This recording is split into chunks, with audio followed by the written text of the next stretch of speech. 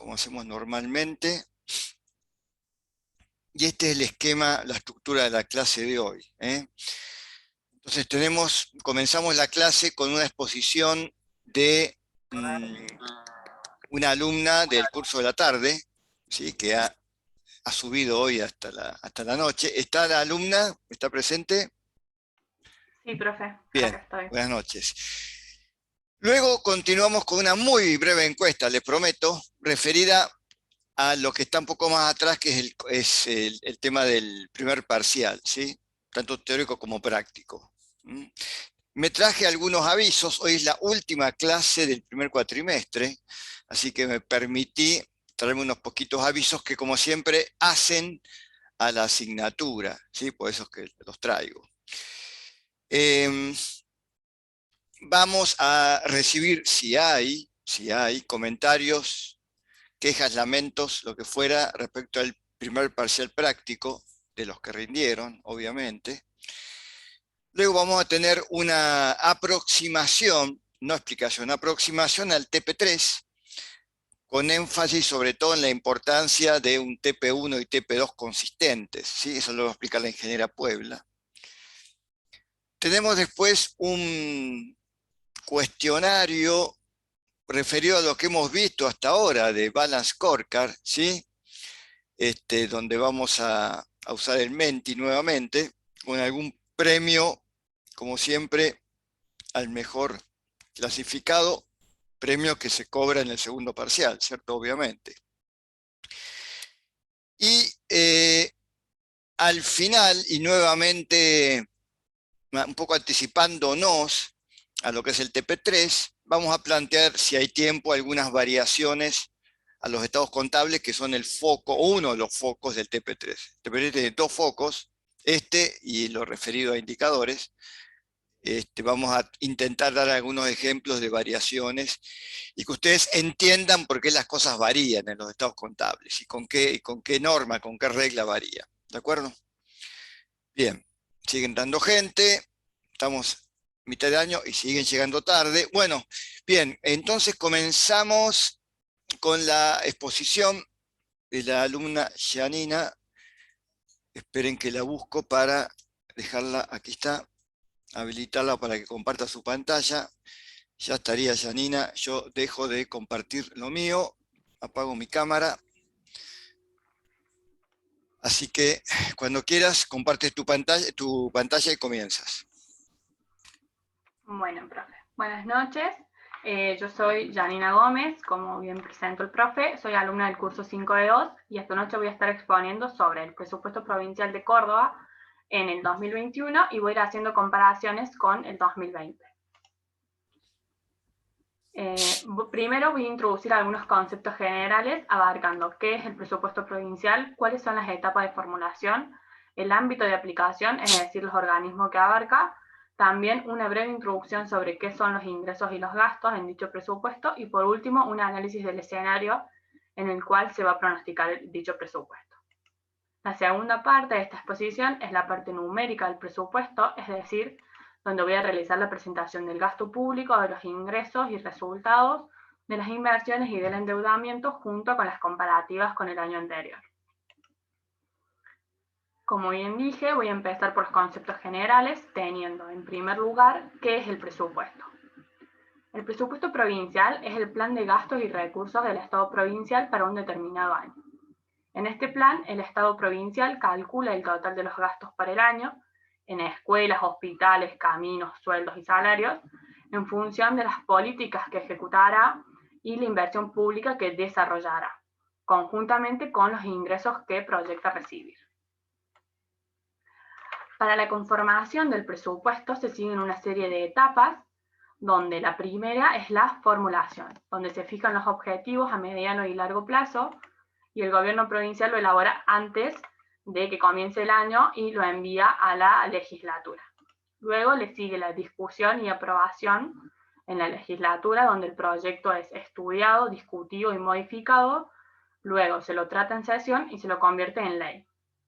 El tercer paso es la ejecución del presupuesto durante todo el ejercicio económico financiero, donde trimestralmente el Poder Ejecutivo envía un estado de ejecución a la legislatura. Conjuntamente con la ejecución está la evaluación, que consiste en observar si los objetivos planteados inicialmente fueron alcanzados y si no fuera así, permite incorporar los cambios que sean necesarios para el próximo proyecto. Bueno, entonces, es importante aclarar cuáles son las organizaciones incluidas en el presupuesto. Cuando hablamos del presupuesto provincial, tenemos en cuenta todo el sector público provincial no financiero, que está constituido por la Administración General y por las empresas, agencias y entes estatales. Dentro de la Administración General tenemos la centralizada y las entidades descentralizadas. Dentro de lo centralizado están los tres poderes: el ejecutivo, el legislativo y el judicial. Dentro de las empresas, agencias y entes estatales están las cajas de jubilaciones, APROS, las agencias, empresas y otros entes. Bueno, entonces, con respecto a los ingresos, si bien la mayoría de los ingresos proviene de la recaudación de impuestos, la provincia también percibe ingresos por otras vías, que se clasifican en corrientes, que son aquellos que se perciben por actividades ordinarias y relacionadas con el normal funcionamiento del Estado, y se clasifican en impositivos, no impositivos, transferencias corrientes, venta de bienes, servicios y rentas a la propiedad. Y los ingresos de capital, que son aquellos que tienen origen en transferencias con destino a erogaciones de capital, recupero de inversiones o venta de activos fijos y financieros. Del total de los ingresos presupuestados, la mayoría tiene asignada una afectación específica. Esto significa que son ingresos que no pueden ser gastados en algo que no sea el destino de ley. También tenemos lo que serían los gastos, donde la mayor parte de los gastos es ejecutado por el Poder Ejecutivo, que es quien tiene efectivamente a su cargo la administración, formulación, ejecución y evaluación de las políticas. El gasto ejecutado por el Poder Legislativo y el Poder Judicial es únicamente para sostener el funcionamiento de cada uno de ellos. El control de la ejecución de los gastos lo realiza el Tribunal de Cuentas. Y al igual que en los ingresos tenemos los gastos corrientes, que son los pagos que se realizan de forma indispensable para el correcto y normal desenvolvimiento de los servicios públicos y de la administración en general, como ser gastos de consumos o retribuciones de servicios. Y tenemos los gastos de capital, donde son todas aquellas erogaciones del gobierno que significan un incremento del patrimonio público. Pueden ser erogaciones destinadas a la adquisición, a la producción o a la construcción de bienes materiales o inmateriales, o inversiones financieras que sirven como instrumentos para la producción de bienes y servicios. Bueno, también hablamos de lo que es el entorno. Es importante que se analice el escenario donde fue elaborado el presupuesto provincial para el 2021, ya que está enmarcado en un contexto único con una pandemia que ha debilitado las bases sanitarias y económicas de todos los países del mundo. En Argentina, el impacto está siendo más profundo que en el resto de los países latinoamericanos, agudizando la crisis económica por la que se viene atravesando. En efecto, la Argentina mostró una caída de la economía que termina repercutiendo sobre todos los gobiernos de todos los niveles, con una fuerte caída de recursos y un aumento del gasto por mayores demandas para hacer frente a la pandemia y a la situación comprometida de familias y las empresas. En base a esto, el presupuesto de la provincia debe ser elaborado a partir de las pautas macroeconómicas que define el gobierno nacional en su proyecto de presupuesto. Y este prevé que para el 2021 va a haber un crecimiento del PBI del 5,5%, una inflación promedio del 32% y una proyección del tipo de cambio de 100,4 pesos sobre dólar. Bueno, una vez expuestas las pautas y el escenario donde se realizó el presupuesto, vamos a analizar los números del mismo. Comenzando por lo que sería el gasto público. El total del gasto para el 2021 se compone de un 86% en gasto corriente y un 14% en gastos de capital. El gasto corriente subiría un 30% comparado con el 2020, siendo el principal componente el gasto de personal, que tendría un incremento del 29%. Le siguen en relevancia las prestaciones a la seguridad social, que es el pago de las jubilaciones y pensiones, que aumentarían un 27%, y las transferencias corrientes al sector público, fundamentalmente a los municipios, que aumentarían un 29%, en línea con el aumento que tendrían los ingresos coparticipables. En conjunto, estos tres gastos conforman el 77% del gasto corriente. Dentro del gasto de capital aumentaría un 133% comparados con el año 2020, y el principal componente es la inversión real directa, que aumentaría un 166% en comparación con los niveles del año 2020. Exclusivamente hablando del gasto de la administración general, es decir, sin incluir la caja de jubilaciones, el principal componente es la seguridad social, los servicios sociales, con un 47% de participación en el gasto total, y que se estima que crecería un 40% comparado con el año 2020. En este rubro se concentran los gastos de educación y cultura, salud, promoción, asistencia social, vivienda y urbanismo. Ahora sí, pasando a lo que son los ingresos públicos, los ingresos totales de la administración ascenderían los 537.000 millones, desagregando entre los principales rubros de ingresos. Tenemos los ingresos corrientes, que explican el 98% del total de los ingresos, y se espera un crecimiento del 34% comparado con el 2020, en línea con los aumentos por la coparticipación federal de los impuestos, que también aumentarían un 36%. Y tenemos los ingresos de capital, que aumentarían un 74%, debido fundamentalmente al aumento esperado en las transferencias de capital por parte del gobierno nacional.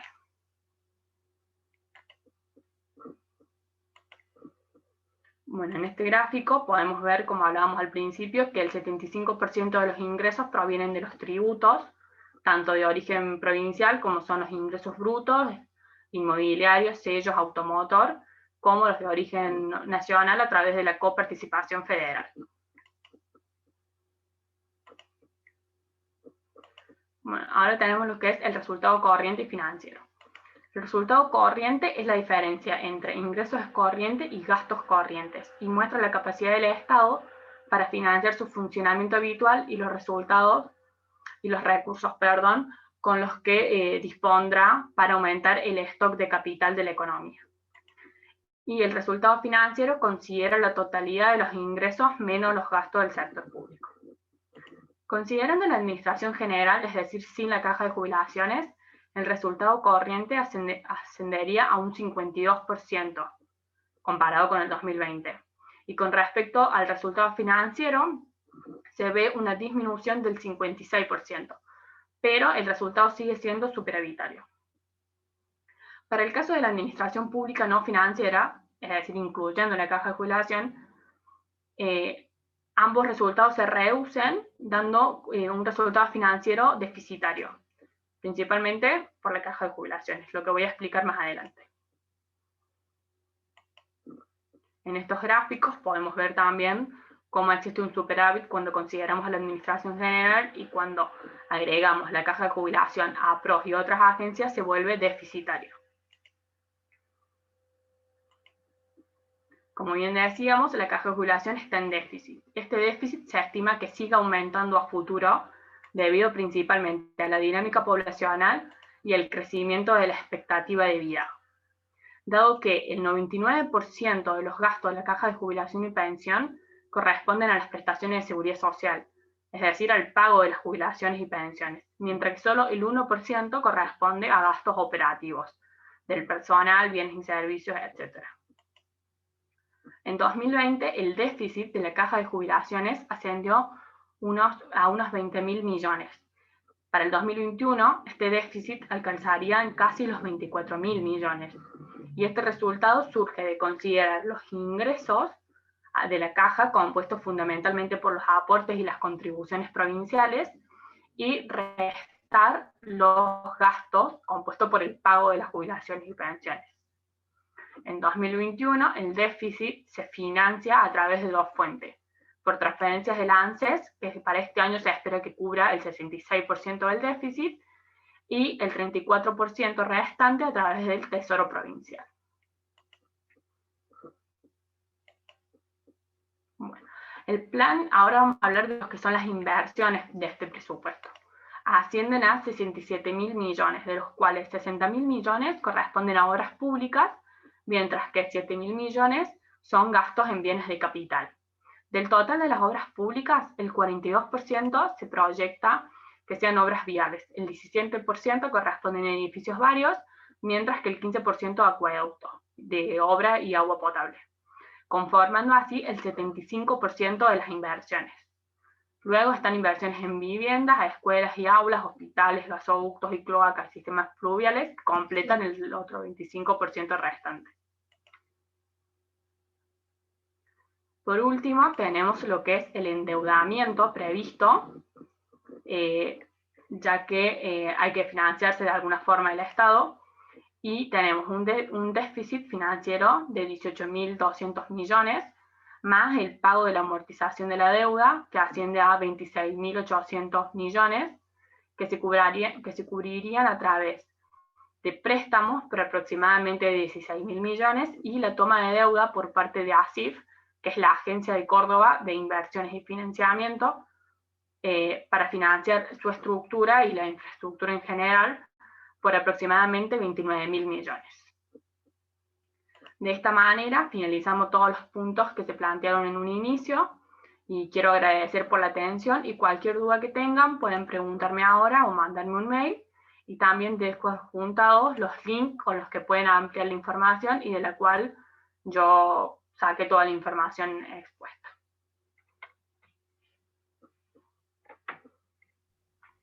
Muy bien, muchas gracias. ¿Dudas, por favor? Aprovechen ahora. Casi todos son cordobeses, así que esto los afecta directamente. Más directamente que el presupuesto nacional que vimos hace un par de clases.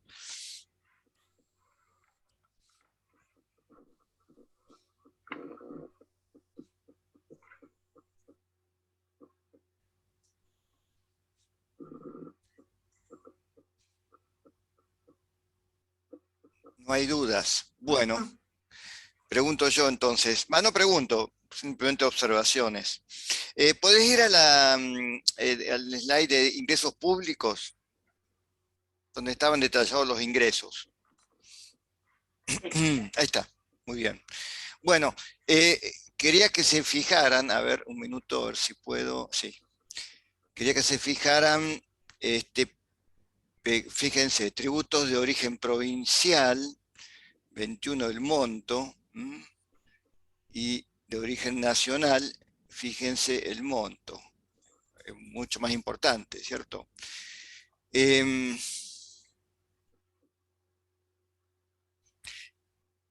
Eso que nos está diciendo, y además creciente, ¿no?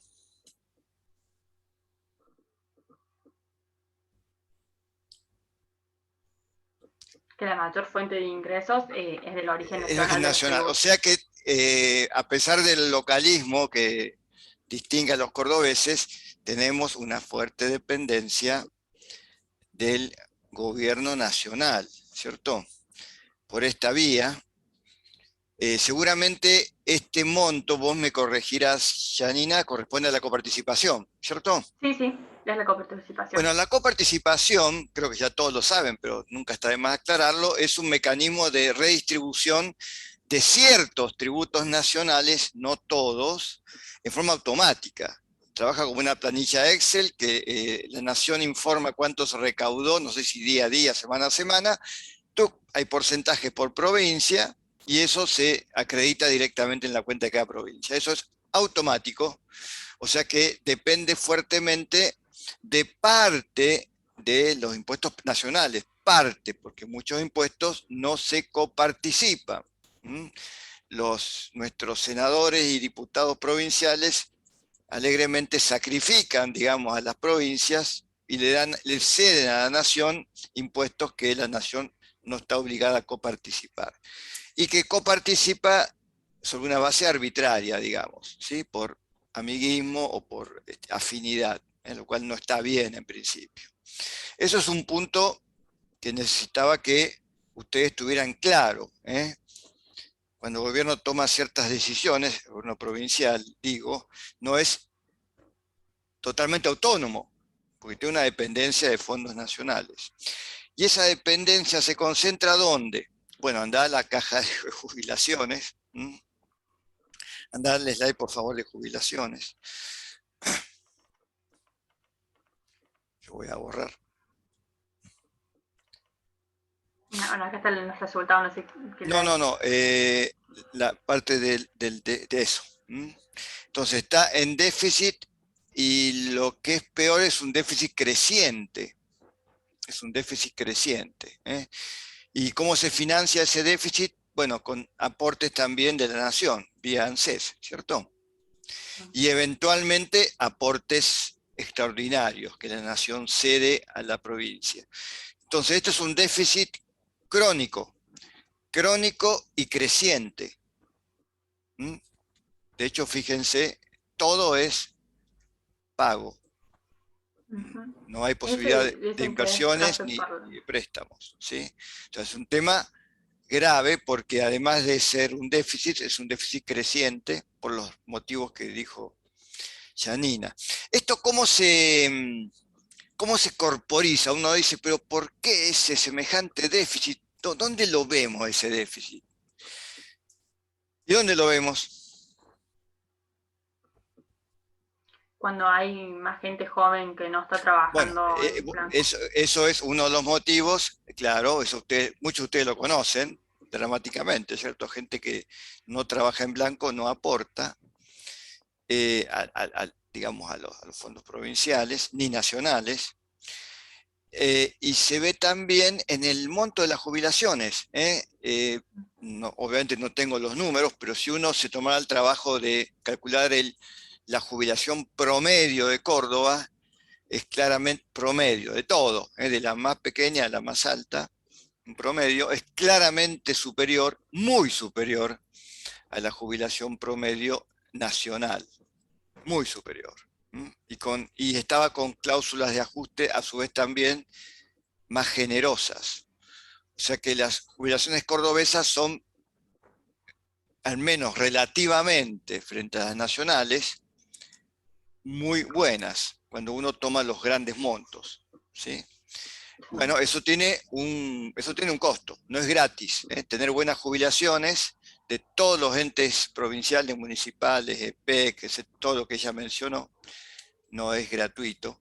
Y entonces genera un déficit crónico, creciente, y que genera dependencia del Estado Nacional, no importa de qué signo sea. Olvídense, de izquierda, de derecha, de arriba, de abajo, hay dependencia, a pesar de que se invoque una independencia. Bien. Anda a inversiones, por favor. Todo esto es información pública y esto es lo que no, digamos, no deja mentir, ¿cierto? Bueno, muy buen cuadro que ella concentró, esto suma más o menos 59, 65, ¿cierto? O sea, la mayoría. Está en 3 ítems: obras viales, edificios varios, que no sé qué será, y acueductos, que en tema de Córdoba es un tema importante. ¿Qué me está diciendo esto? Fíjense lo que sigue hacia abajo, ¿no? Es la misma problemática que se presentan las empresas a la hora de hacer el presupuesto de inversiones. ¿Qué me está marcando esto? Y que en pocos ítems se te concentra la mayor parte de eso es de esperar por la regla de Pareto, ¿cierto? Pero lo importante, eso lo sabemos que es así. Lo importante es en qué ítems, ¿sí? Cuando nos llenamos la boca de vivienda, escuelas, salud, hospitales, cloacas, que hace a la salud pública básica, fíjense en qué lugar quedan. Perfecto. También es importante obras viales, no sé qué será, edificios varios, será el edificio de la legislatura o alguno de esos. Y lo mismo los acueductos, ¿cierto? Son importantes, son.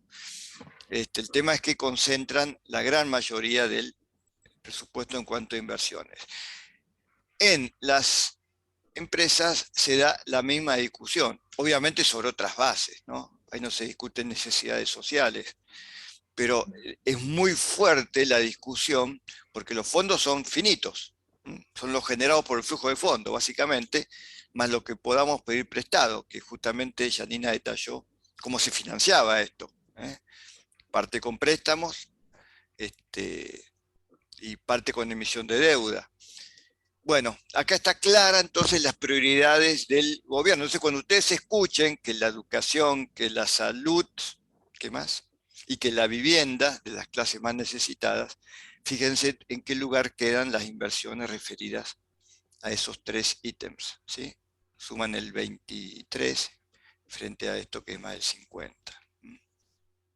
Lo cual no quita que también sea importante lo demás. ¿De acuerdo?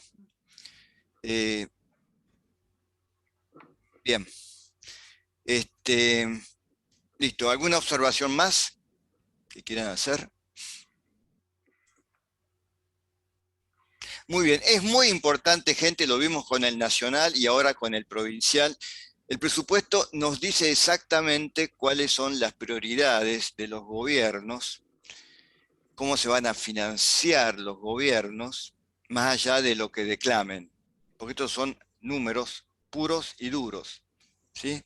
Y públicos. Además, esto no es nada secreto, por suerte se discute en la legislatura, donde a su vez, por desgracia, hay una mayoría clara del gobierno, entonces no se discute mucho, pero bueno, al menos están obligados a mostrarlo, ¿sí? Bien, ¿algún comentario más? A ver en el chat. No. Bien, bueno, vamos a la encuesta que les había dicho, para lo cual voy a pedirles que carguen en sus celulares o computadoras el Menti, y vamos a plantear una pregunta muy simple. La pregunta está referida al parcial teórico, ¿sí? Y está basada en una observación numérica que hicimos en el momento del parcial teórico, donde casi todos rindieron, o sea, ahí rendían todos, salvo el que no se presentaba, todos rendían. Y la observación era la siguiente: notamos una diferencia numérica entre el promedio de las notas de lo que eran las preguntas en multiple choice y el promedio de las notas de lo que fue la evaluación del desarrollo teórico, ya sea escrito como oral. Mezclamos todo, ¿sí? Pregunta por un lado, todos; desarrollo por otro lado, todos los que rindieron. Hubo gente que no rindió, ¿sí? Los que les fue muy mal no rindieron, los que les fue muy bien tampoco rindieron. Los que habían expuesto tampoco rindieron, eso no lo tomamos en cuenta. Bueno, y la diferencia, pregunto al aire, ¿la diferencia fue a favor, entre comillas, de las preguntas o a favor del desarrollo?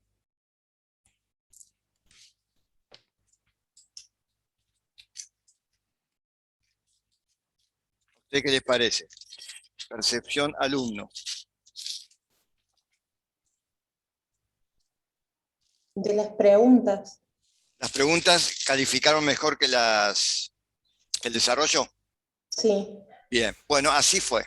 Y en forma bastante significativa, según nuestra escala, digamos, ¿no? Un 12% entre la diferencia entre el promedio de las preguntas, que fue superior al 60%, como promedio todos, ¿no?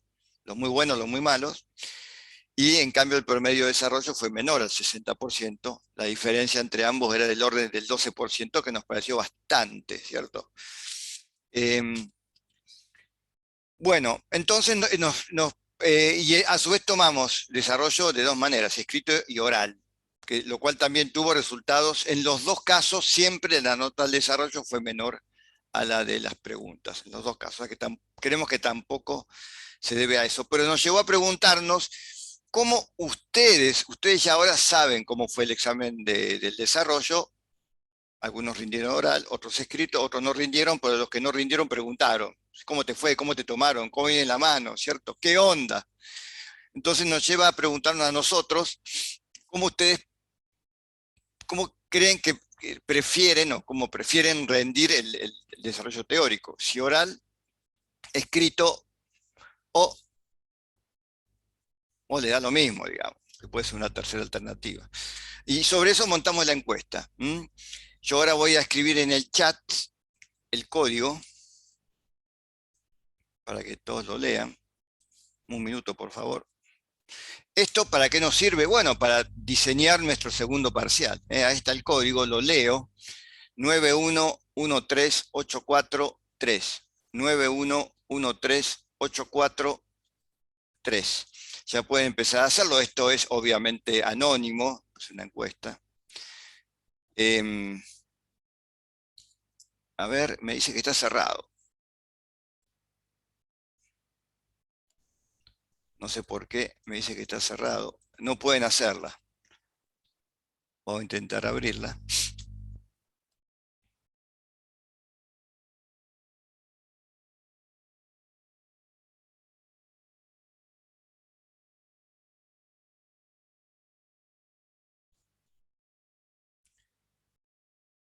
Nueve uno uno tres ocho cuatro tres. A ver, ahí. No. Bueno, no sé por qué no pudimos ejecutarlo. Lo hemos hecho hoy a la tarde y no hemos podido ahora.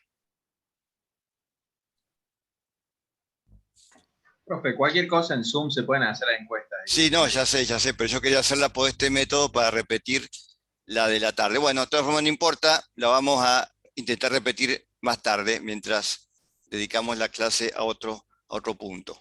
¿Sí? De todas formas ya está planteada la pregunta. Bien. Avisos. Algunos avisos que fui encontrando durante la semana y que me parecieron que tienen alguna relación con nuestra materia. Bueno, si algunos sí tienen mucha. Esperen que busco la primera. Un aviso de una empresa que me llamó la atención porque uno de los grupos, en este caso el turno tarde, está trabajando sobre esa empresa en los trabajos prácticos. Así que por eso es que me interesó especialmente. Bueno, la empresa, ahí está el aviso, la empresa es Ferrum. Todos conocen Ferrum, creo. Y si no, pueden buscarla, fabrica sanitarios. Es realmente líder en el país. Y está buscando un jefe de control de gestión. Así que justo cuadra con lo que estamos estudiando. Así que me interesó ver de qué se trata, qué es lo que hace y qué se le pide. Veamos qué es lo que hace, a ver si entendemos, ¿sí? Ya deberíamos entender a esta altura. Asistir en el diseño de los procesos internos administrativos, mejora de procesos. Básicamente procesos aplicados seguramente al planeamiento, presupuestación y control. Elaborar, coordinar y controlar el presupuesto anual y sus revisiones. Revisiones, elaboración, coordinación, TP2. Control y revisiones, TP4. O sea que vamos a ocuparnos de todas esas tareas en diferentes secuencias de nuestra parte práctica. Análisis y seguimiento de resultados. Es el control presupuestario y sus explicaciones. Trabajo práctico 4, que ustedes van a exponer. Van a diseñar y exponer. Indicadores de gestión, diseñarlos e implementarlos. BSC, cuadro de mando. Lo que vimos justamente hablando en estas últimas clases. TP3. Analizar y proponer acciones para una mejor gestión. Mejora del proceso presupuestario. Reducir plazos. Reducir costos de la confección del presupuesto. Desarrollar reportes a gerencia y directorio. Justo lo que vamos a hacer, foco en el trabajo práctico 4. Preparar reportes y exponerlos, simulando el control presupuestario periódico. Analizar proyectos de inversión. Justo ata con lo que acabamos de decir, aplicado en la provincia, ¿cierto? Que es pasar de las inversiones que están incluidas en el plan estratégico al presupuesto afinar los números, fechas y priorizar. Nunca entran todas, hay que dejar algunas afuera, algunas postergarlas, algunas suprimirlas. Bueno, todo eso es lo que forma parte de la, ustedes saben, una etapa del presupuesto, y acá lo llama analizar proyectos de inversión.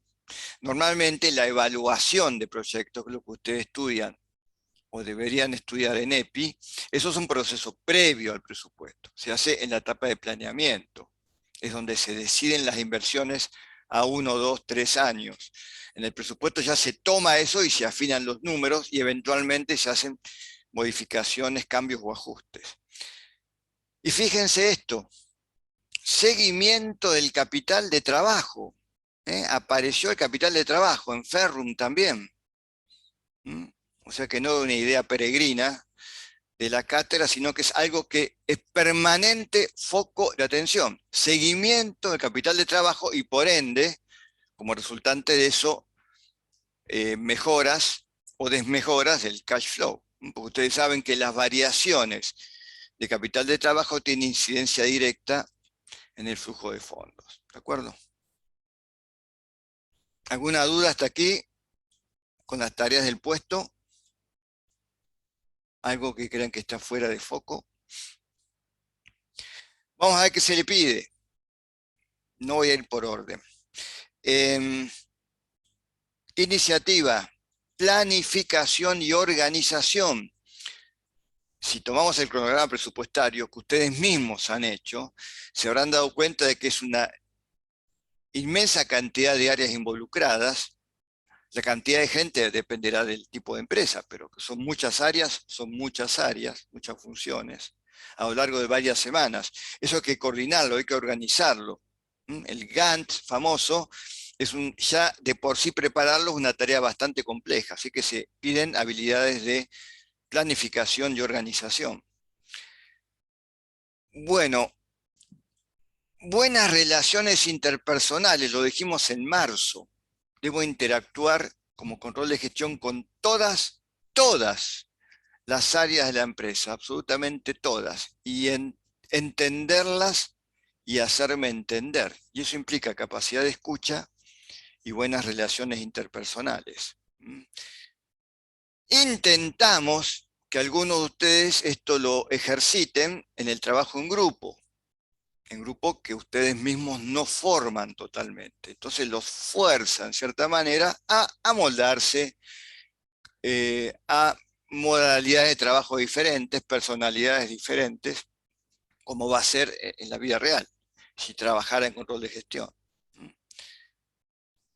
Aplicado también al trabajo en equipo, liderazgo. Capacidad de liderar equipos de trabajo. Durante la confección del presupuesto y cada fin de mes, con el control de gestión es el líder natural, todo el mundo lo escucha, espera que le dé las pautas, ¿de acuerdo? Bueno, orientación a resultados, que es lo que intentamos hacer en los parciales prácticos, gente. Tenemos que corregir lo que vemos. Después sí, le ponemos alguna otra, más adelante, alguna otro ingrediente, pero tenemos que corregir lo que vemos. Bueno, capacidad analítica. Esto ustedes donde deberían desarrollar nuestros prácticos. Cuando terminan los últimos 2 días, cierre de totales.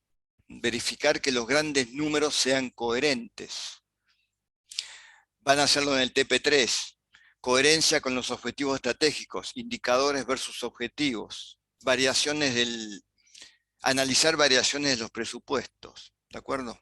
Y después lo van a volcar, lo van a demostrar cuando expongan en el último trabajo práctico. Bien, así que todas son, fíjense la palabra que dice aquí, competencias requeridas.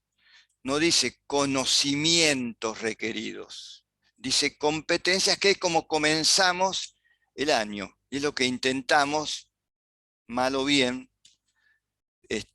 darles, competencias, no conocimientos. No nos interesa que reciten libros, ¿de acuerdo? Bien, ¿alguna observación con esto?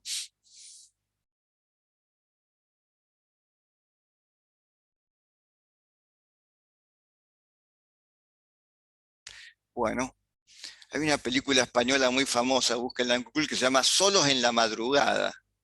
Bueno, a veces me siento como el locutor de Solos en la Madrugada, que tenía un programa de radio tipo de 1 a 4 de la mañana, ¿no? Bien, em, noticia de hoy.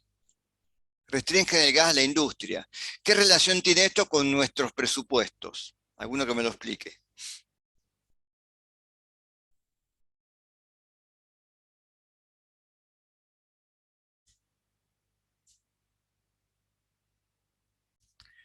Bien, me lo va a explicar en el chat, parece.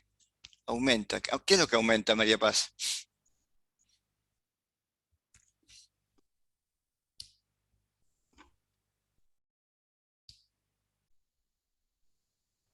Por el aumento de los consumos de gas en los hogares, profe. Bien, aumenta el consumo de gas potenciado, ya que estamos hablando del presupuesto nacional, potenciado por una ley última que han sacado, con el cual bajan aún más el precio del gas domiciliario, lo que se llama zona fría. Una baja de precio de domiciliario genera un aumento de consumo domiciliario que le resta gas a la industria. Bueno, ¿cómo ata esto con el presupuesto 2021 que las empresas habrán hecho en noviembre de 2020? Tengo que haber planificado producir antes. Bueno, tenemos que haber previsto un escenario invernal, ¿cierto? Con lo cual, supongamos que la conclusión del escenario invernal, después de consultar a meteorólogos, etcétera, adivinos, no sé, tarotistas, era, va a ser mucho frío, van a cortar el gas. Tal vez nadie sabía lo de esta ley, eso empeoró las cosas, digamos. Entonces, ¿qué decisión podríamos haber tomado presupuestaria en octubre, noviembre del año pasado? Aquí un alumno dijo, bueno, fabricamos antes y cuando nos cortan el gas vendemos lo que ya tenemos, ¿sí? Esa es una alternativa. ¿Hay alguna otra?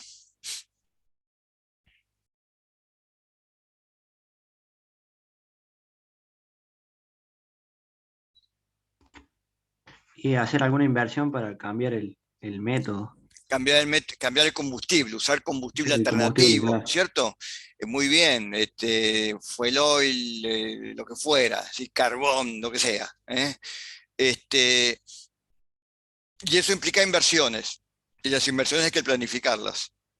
Inversiones a veces importantes, con la base de que sí, seguro que usar un combustible diferente al gas va a ser más caro, me va a aumentar el costo, o sea, me lleva a una inversión y además me aumenta el costo de producción, ¿sí? Así que, pero puedo fabricar en julio, agosto.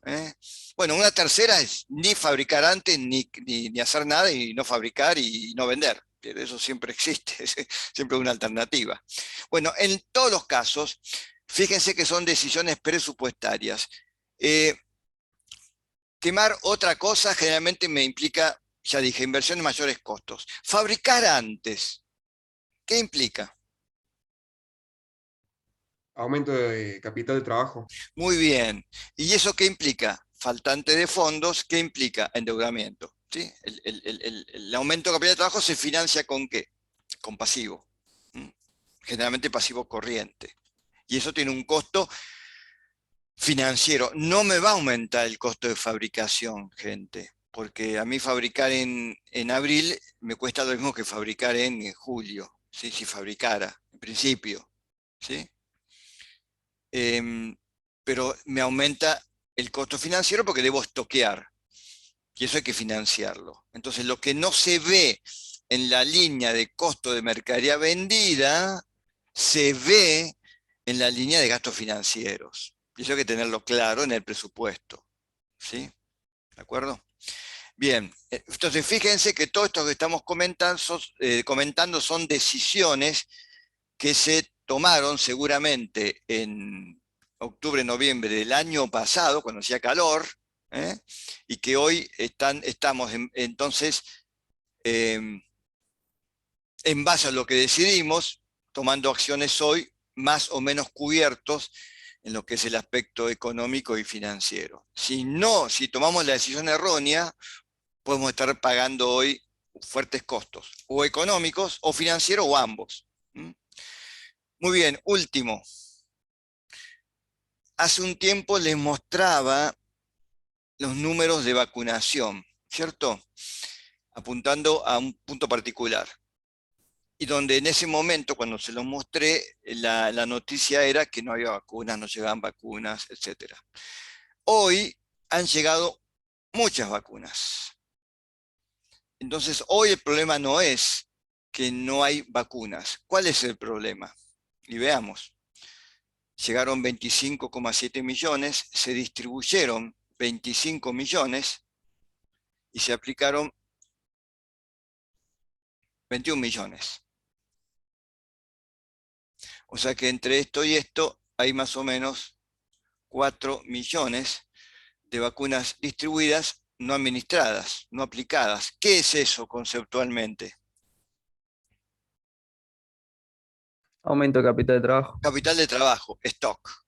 Stock caro, carísimo, porque eso mantenerlo es caro, porque eso es todo refrigerado. Eso si lo medimos en kilowatt hora y en pesos. Si lo medimos en gente que se deja de vacunar y que podría enfermarse y hasta morirse, es mucho más caro, ¿cierto?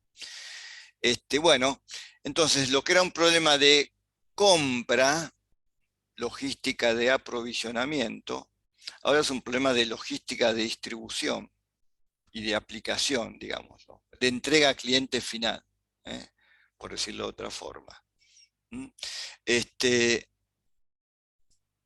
Ha mejorado el arribo, no ha mejorado claramente la logística y la aplicación. No ha seguido el ritmo en el cual se incrementó la llegada. Y eso es realmente un problema, porque ahora alguien se está ocupando de comprar muchas vacunas de acá, de allá, de este origen o del otro, pero parece que nadie se está ocupando de que se distribuyan y se apliquen.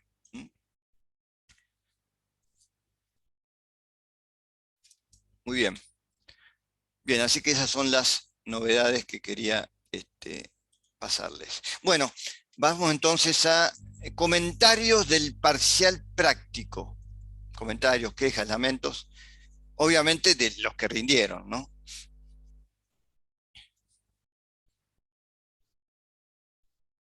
¿Dudas?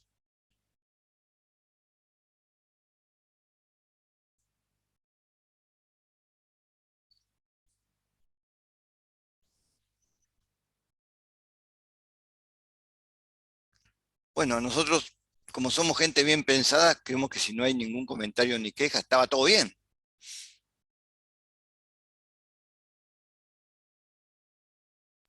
Profe, en mi opinión Sí. faltó tiempo. Faltó tiempo, bien. Una buena observación que ahora voy a intentar, digamos, explicar desde nuestro punto de vista, ¿no? ¿Algún otro comentario?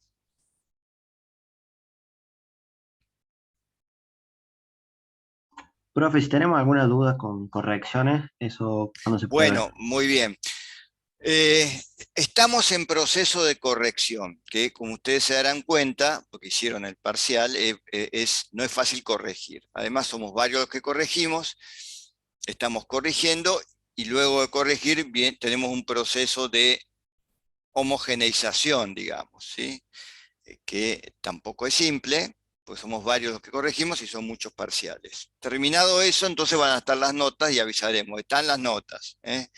Cuando estén las notas, las publicamos en autogestión, todas las notas 6 o más, y cada uno tendrá a su vez la nota y nuestros comentarios y observaciones en sus propios trabajos, que algunos de ellos ya los tienen, pero no son definitivos. No se alegren ni se entristezcan, no son definitivos.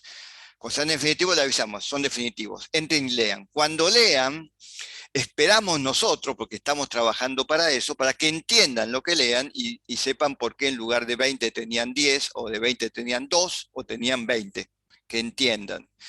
Si no entienden, o entienden y no están de acuerdo, va a haber una instancia de revisión que voy a habilitar en su momento, que es con inscripción previa, se inscribe uno solo del grupo, y ese día, que va a ser durante julio claramente, viene 1, 2, 3 del grupo y hablamos sobre lo que está escrito, ¿de acuerdo? intentando aclarar eventuales o bien diferencia de criterio o bien no entendimiento de lo que le escribimos. Mira, está mal por esto y no te entiendo qué me está diciendo, ¿sí? Bien, así que va a haber una instancia de revisión, en eso quédense tranquilos. Lo que les pedimos es que antes de esa instancia de revisión se junten los tres, lean y vean si entre los tres entienden lo que les escribimos y entienden la lógica de las calificaciones, ¿sí? Eso es lo que les pedimos que hagan antes de la revisión. ¿Algún comentario más? ¿Para cuándo más o menos estarían publicadas las notas? El lunes, no este lunes que viene, que es 5, el lunes 12, nuestra fecha máxima, hasta ese lunes. Creemos que van a estar antes y les avisaremos, como siempre, por foro de evaluaciones. Para que cada uno lea su nota en autogestión, solamente las notas de aprobados, y a su vez los tres integrantes vean las observaciones y la calificación de la parte práctica. Siempre recuerden que por la lógica de armado de las notas individuales, puede ser que el mismo grupo saque una nota, los tres tienen la misma nota, claramente, pero uno apruebe el parcial y los otros dos no, u otra combinación, ¿de acuerdo? Porque la nota del parcial es teórico más práctico.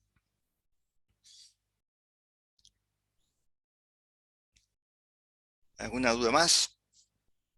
Bien, respecto del tiempo, yo también corrijo algunos parciales y me tocó corregir, por suerte, parciales heterogéneos. Por heterogéneos se entiende algunos que están muy mal, otros que están, digamos, más o menos, y otros que están muy bien. Hablando de los que están muy bien, ¿a qué llamamos falta de tiempo nosotros? Vieron que había varias consignas. Pongámosle que en el tema X que le tocó a esta gente había 6 consignas. Las primeras 3, o las primeras 4, estaban perfectas. Perfectas es perfectas en cuanto a formato, en cuanto a contenido, en cuanto a claridad, las hojas bien nombradas, con los colores, etc. La quinta estaba por la mitad y la sexta estaba en blanco. ¿Uno qué deduce de eso? A menos que deducimos nosotros, no sé qué deducen ustedes. Deducimos que, uno, sabían, trabajaron bien, hicieron todo bien, tenían los conceptos claros, las cifras estaban bien, les faltó tiempo. Entonces no tuvieron 100. Si seguían haciendo las cosas así, con más tiempo, sacaban 10. Todo indica eso. No tuvieron tiempo, sacaron, no sé, 70, 80, claramente aprobaron. Y como todos, por condición, habían aprobado el teórico, esas personas aprobaron el parcial, tal vez con diferentes notas, solamente. Versus otros que desde la primera consigna ya empiezan mal, siguen mal y terminan mucho peor. Tal vez cubrieron más aspectos que los primeros, tal vez cubrieron los 6 puntos, todos más o menos mal, ¿sí? Y bueno, y no aprobaron, ¿no? Sacaron menos de 60. Entonces, lo que marca la diferencia, el tiempo todos tuvieron el mismo tiempo, el tema es cómo lo usaron. Algunos lo usaron haciendo las cosas bien desde el principio, imagino que sin chequear, porque avanzaban nada más, no han tenido tiempo de chequear lo que hicieron. Y otros tuvieron errores conceptuales en el momento cero, o de fórmulas, que invalidaban lo que seguía adelante.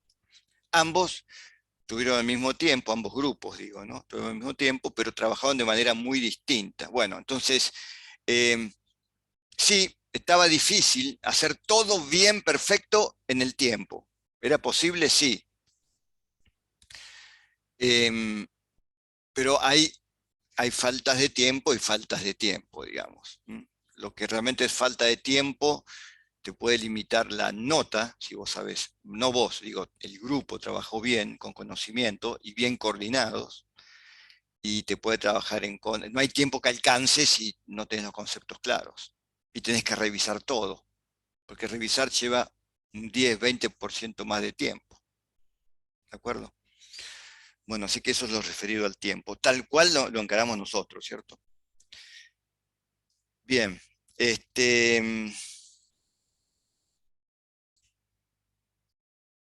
Bueno, listo, así que esos son los comentarios. Y vamos entonces a lo que les había comentado sobre una aproximación al contenido del TP3 a cargo de la ingeniera Mica Puebla, que yo entiendo que está, sí está. Acá estoy, sí. Es como el sol, siempre está. Ay, Muy bien. gracias. Menos mal que dijiste el sol y no otra cosa. Bueno, buenas noches a todos, ¿cómo están? Bueno, vamos a usar 10 minutos, no más que eso, para hablar un poco de qué va a pasar cuando volvamos de las vacaciones. Yo, por lo que veo, llegué tarde a la clase hoy, pero veo que perdimos varias personas, somos muy pocos.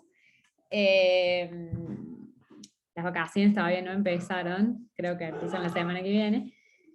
Pero para que ya se vayan organizando con sus grupos, cómo vamos a seguir trabajando después de que volvamos de las vacaciones y de los exámenes de julio. El TP3 lo vamos a explicar, como dije recién, cuando volvamos. ¿Y en qué consiste? Es un trabajo que tiene dos partes. La primera parte se trata de sobre variaciones en los estados contables. Nosotros, ¿qué vamos a hacer? Le vamos a proponer a ustedes una serie de variaciones, que no sé si ya lo hablaron en la clase, Carlos, o viene después de esto. No lo hemos hablado, no, puedo estar presentando. Bien. Una serie de variaciones en los estados contables que va a diferir lo que ustedes presupuestaron en el TP2, por ende es, les diría, casi indispensable que el TP2 esté terminado y corregido. Una variación en alguna de las variables, que todos los años hacemos distintas, pero por ejemplo, una podría ser que los costos variables aumentan un 20% con respecto a lo presupuestado. Entonces, ustedes van a tener que hacer variar sus costos en ese porcentaje planteado por nosotros, y además de eso, explicarnos de manera numérica, obviamente, y de manera conceptual, cómo impacta eso en los estados contables. Qué líneas, digamos, se ven afectadas. Y así, lo mismo con otras variaciones que planteemos que van a tener que ver, que van a afectar obviamente a distintas partes de los estados contables y qué variación hay con respecto a eso. Esa es la primera parte del trabajo. La segunda parte tiene que ver con tablero de mando, que estuvimos desarrollando, o Balance Scorecard, que estuvimos desarrollando la teoría durante varias clases. Básicamente lo que van a tener que hacer es plantear, si mal no recuerdo, 3 indicadores para cada una de las perspectivas del tablero de mando integral. Por ende, el TP1 tiene que estar terminado y corregido. ¿Por qué? Porque esos indicadores que ustedes van a plantear para cada una de las perspectivas tienen que medir justamente los objetivos estratégicos. Por eso, sobre todo a mis grupos, ¿se acuerdan cuando hablábamos del TP1? Al principio que hacíamos las clases de consulta, yo siempre les sugería que intenten pensar objetivos estratégicos, ya pensando en el TP3 y de cómo los iban a medir, para que ahora cuando tengan que desarrollar esta parte del trabajo, sea mucho más fácil. Una duda que siempre tienen en el TP3 con respecto a los indicadores es de dónde sacamos los datos para construir esos indicadores. Bueno, hay datos que van a salir de los estados contables y que los van a poder sacar sin drama, y va a haber datos que los van a tener que suponer o investigar o definir de la forma mejor con el mayor sentido común, digamos. Así que les sugiero que vayan emprolijando o terminando el TP1 para los grupos que no lo hicieron. Lo mismo con el TP2, porque si no se les va a complicar o directamente no van a poder hacer el TP3 si no tienen el 1 y el 2 terminado. Nada más, no sé si alguno quiere agregar algún comentario con respecto al TP3. ¿Alguna de las chicas? ¿Alguno que me quiera hacer alguna consulta? Sé que hoy están como muy baja energía. Están como idos, Sí. Mejor no les hagamos conectar la cámara porque podemos encontrar las situaciones más diversas, ¿no? Se Nunca me adelantaron las sentí- vacaciones. Nunca me parece. sentí tan hablando sola como hoy. Les juro que es muy feo estar atrás de una cámara y de una pantalla sin saber si alguien te está escuchando. Te estamos escuchando. Ustedes, el resto no me está escuchando de ahí. Ah, Bueno. sí, estamos acá. Bueno. Aunque sea, bueno, profe, después vemos, pero algo, contéstenme porque es horrible hablar a la nada. Les juro que es muy feo. ¿Se entendió, Bueno. profe? Nada más. Yo siempre trato de dar los mejores consejos y las mejores guías para que les sea todo lo más fácil y lo más que les sirva, que les deje algo.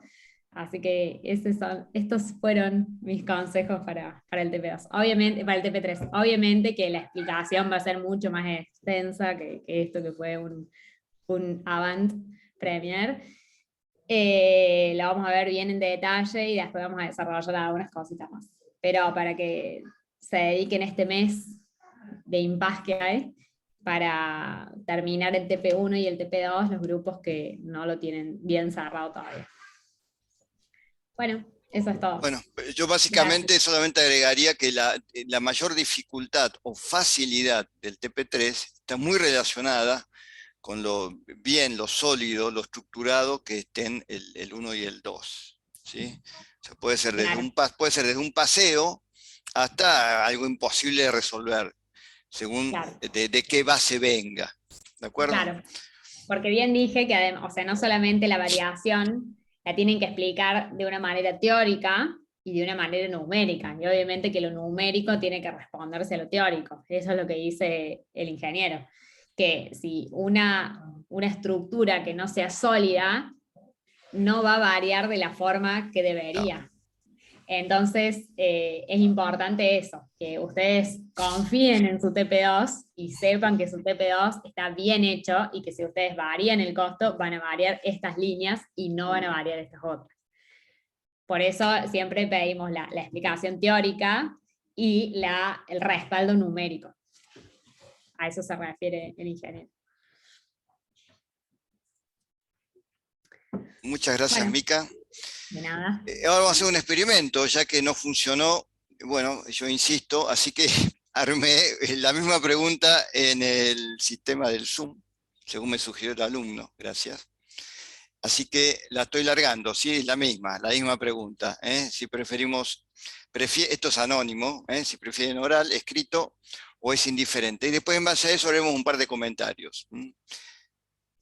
Bueno, ahí está. Ahí estaría entonces habilitado.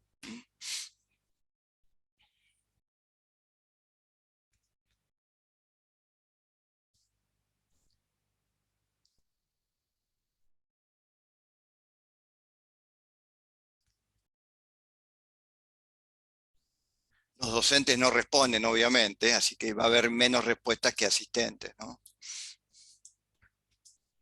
Bueno, creo que terminó. No podemos responder qué preferimos los docentes también. No, eso hacemos en otra encuesta. ¿Sí? Bien. Bueno, no sé si lo están viendo, la voy a terminar. Sí, dice compartir resultados, así que bueno, voy a compartir. ¿Lo están viendo ahí? Sí, igual Bien. se veía antes también. Ah, se veía antes, bueno, perfecto. Entonces, se ve en vivo, cómo va variando. Muy bien. Bueno, eso no es lo deseable porque eso puede condicionar las respuestas, pero no importa.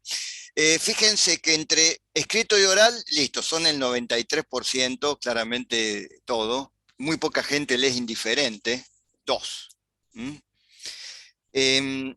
O sea que en realidad está parejo con un leve predominio del escrito, 16-12. Pregunto, a ver si alguien contesta. Los que dijeron escrito, que son un poco más, un fundamento, 2 fundamentos de por qué prefieren escrito.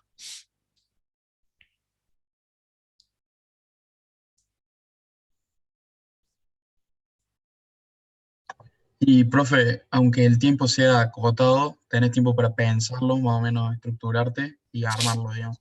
Ajá, bien, bien. Buena respuesta. ¿Alguna otra opinión?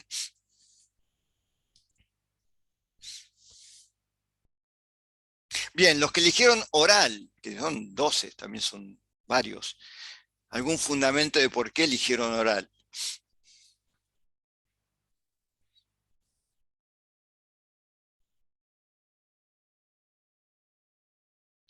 Yo voté, profe, por el factor tiempo. Por lo que me dijeron mis compañeros, se pudieron expresar bien, digamos, en el oral.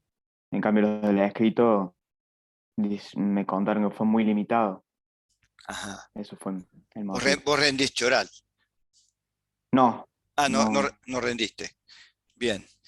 ¿Otro más que opine sobre oral, fundamentando?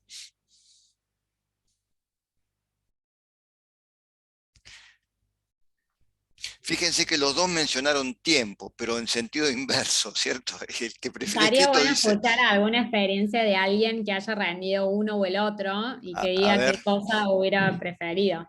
a ver. Pero alguien que haya rendido oral, estoy tratando de identificar a alguien. No, dejá Yo que, rendí oral. que levante la mano, no vamos a andar persiguiendo gente, lo que nos falta a esta hora de la noche. Yo rendí oral, ya conté Bueno, la sí, ya. experiencia a la tarde. Ah, Bueno, bueno, no, no no. estuve tanto, Sabía la lo que... verdad. Si lo, si lo les escuchan cuento a lejos, nadie va a querer rendir oral, no vale. No. Bueno, no cuentes Claro. nada entonces. Bueno, está bien, me quedo callado. Otro más, o Escuché. nadie más, es el único valiente que rindió oral, Alejo. Profe, Yo esta rendí tarde, oral, profe. Bien, Después si Bueno, querés que te vamos, cuento, vamos. Mica. Dale, después me contas. Yo puse oral porque por mi experiencia creo que me fue bien y además, bueno, el profe te puede repreguntar, digamos, a ajá, diferencia del escrito. muy bien, muy bien. Muy Puede bien, defender. fíjense que lo que uno menciona como tiempo positivo, que siempre en el escrito tengo un segundo más, tengo ese microsegundo donde puedo repensar, digamos, ¿no? Cosa que en oral no lo tengo, porque es en vivo, ¿no?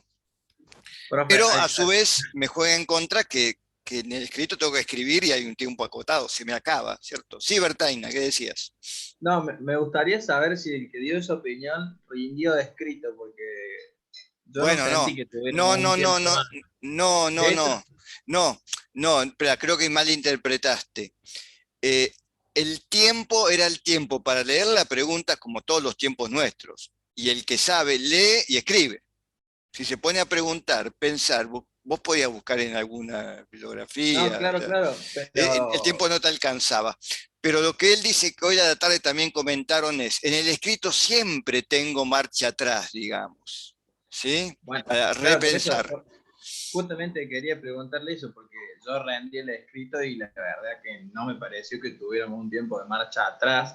Bueno, De hecho, me está bien, pareció que pero fue, o sea, cuando terminé de leer las consignas ya habían pasado, bueno, no sé, 4 minutos, y al estructurar y ponerme a desarrollar la primera ya habían pasado 12 minutos, por lo bien, menos. bueno, no, estamos de acuerdo, pero en el oral, Juan, es instantáneo. Contestaste mal y ya contestaste. Interpretaste la Claro, pregunta mal y yo, contestaste, ¿de acuerdo? yo rendí el escrito y me refería a eso, de que tenemos tiempo para pensar un poco más la respuesta que vamos a Claro. dar y no tirarla de una. Mm. Pero también digo, me En pareció que el tiempo era como muy acotado. el oral, cosa que no han mencionado, también juega un factor que hoy fue mencionado a la tarde, que es los nervios. Hay gente que se pone muy nerviosa, lo cual es entendible en primer año. Ya en quinto, más difícil de entender, digamos, ¿sí? Que se pongan nerviosos en un examen oral. Digo nervioso, nos ponemos todos, pero nervioso al límite de que me vaya mal porque me puse nervioso, o sea, de inmovilizarme, de bloquearme.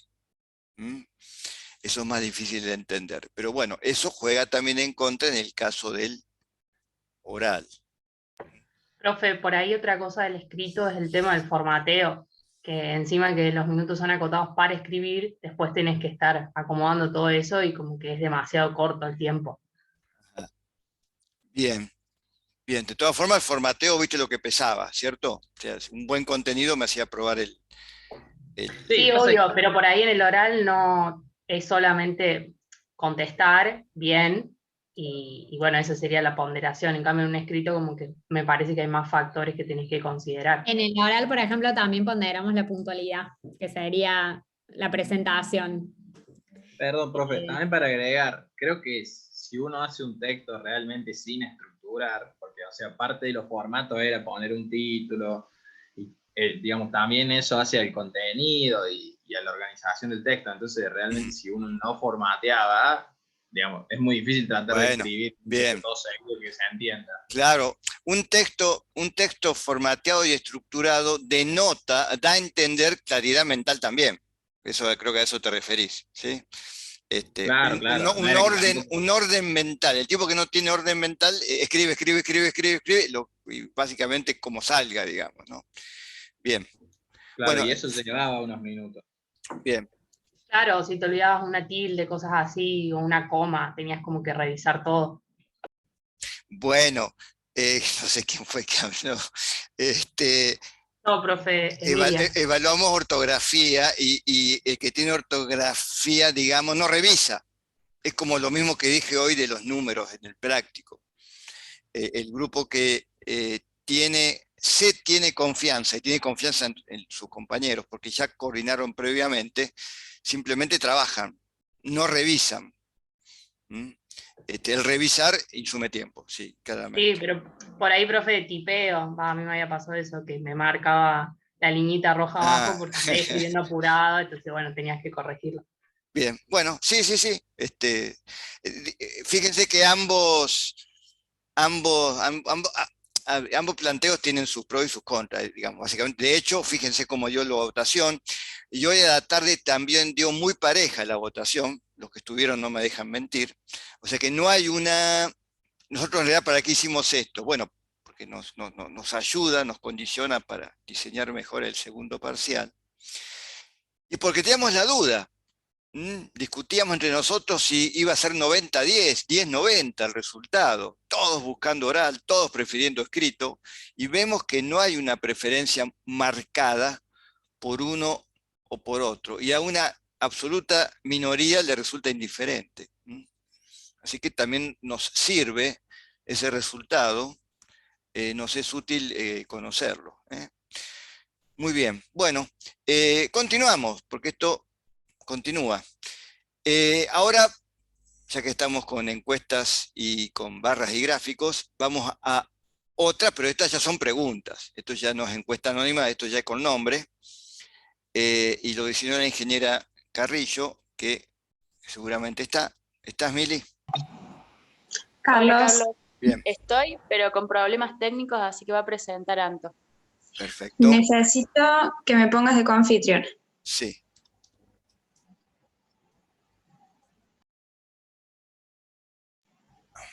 Minuto. Ya estarías. Adelante. Bueno.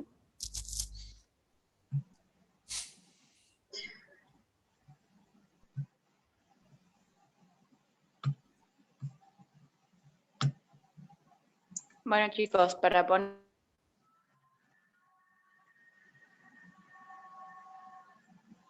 ¿Mili? ¿Te escucha? No, yo no, por lo menos. Uf.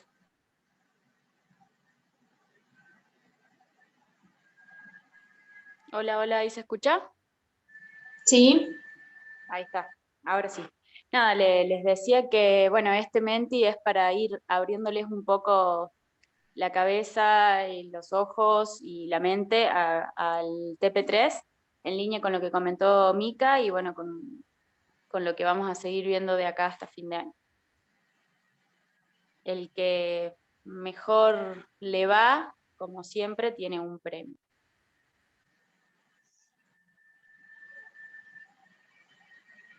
Esperamos un ratito más. Estamos a mitad de público. 39 menos, seremos 6.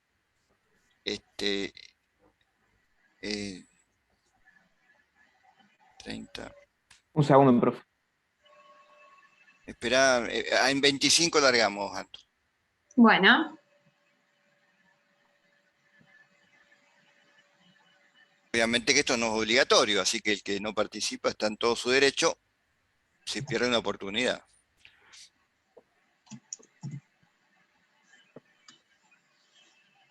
bueno, ahí debería empezar. Ahí está.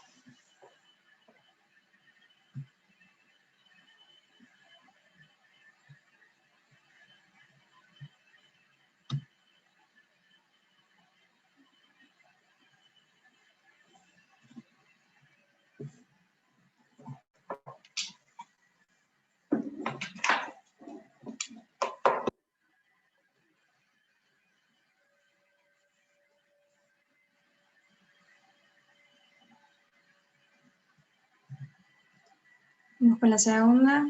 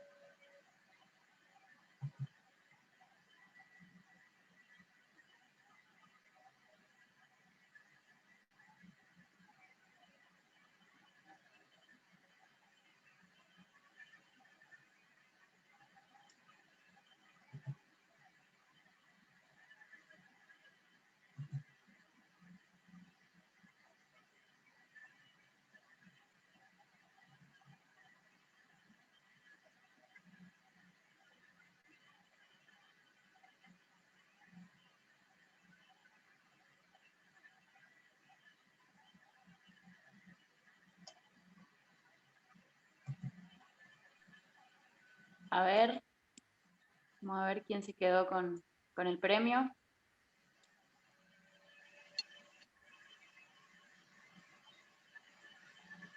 Bueno, Yanina Gómez sacó Gordo de Navidad y Año Nuevo.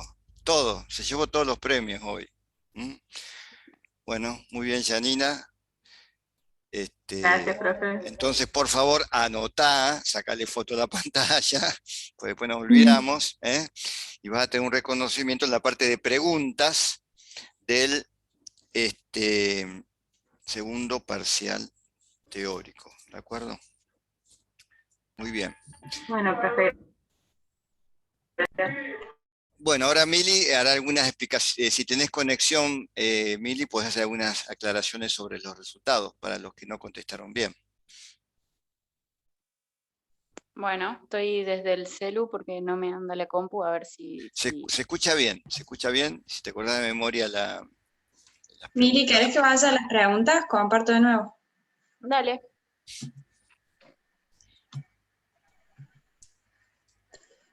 Bien. Vamos repasando una por una. A ver, que no me... Bueno, si no, vamos... Que no me deja salir de acá. La primera era el impacto que tiene el costo, el aumento de un costo de la mano de obra. Esa era bastante fácil, todos la... A ver si se ve ahí. la mayoría la contestó bien. Ahí está. Ahí. Aumentan los gastos en el estado de resultado. Obviamente va a depender de qué tipo de mano de obra estemos hablando, a qué línea del estado de resultado va a ir el impacto, pero un aumento en el costo de la mano de obra, en los salarios, tiene un impacto directo en el gasto de vengado. Entre estas tres opciones, no quiere decir que sea el único impacto, ¿sí? El tema de aumento de indemnizaciones no está relacionado si no voy a despedir a la persona, digamos. Y el aumento de egresos no operativos, como ya venimos mencionando anteriormente, todos los pagos de mano de obra son operativos porque están relacionados con la actividad principal de la empresa. Así que por ese motivo también sería falsa. ¿Alguna duda con respecto a estas preguntas para los que contestaron las otras dos opciones? Bueno, vamos con esta que estuvo un poco más peleada. Alguno de los que comentó disminución de cuentas a pagar, ¿se anima a contarnos qué fue lo que pensó? ¿Qué relación, digamos, entre cuentas a pagar y plazos de cobro le encuentra para pensar que disminuye? Vale decir que leí apurada y la relacioné con la primera, entonces dije disminuye y pensé que eliminaba en cuentas a cobrar y después leí bien y me di cuenta que había tocado mal. Está. Bueno, eso puede pasar también en los parciales, pero lo importante es que tengamos claro el concepto. Ahora que vemos las tres opciones, tenemos aumento cuentas a cobrar. ¿Sí? Si yo disminuyo los plazos de cobro, la plata que me deben los clientes va a ser menor, digamos, me va a ingresar más plata más rápido, ¿sí? Por eso aumentan los ingresos por venta en el flujo de fondos. Y por último, bueno, disminución de cuentas a pagar, en este caso no tendría nada que ver con el plazo de cobro, si hubiéramos hecho una pregunta con los plazos de pago. ¿Alguna duda más?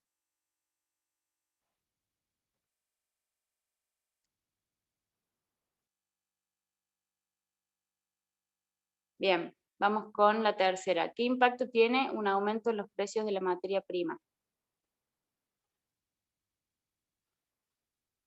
¿Alguna pregunta con respecto a las dos opciones falsas? También estuvo bastante alta la cantidad de respuestas.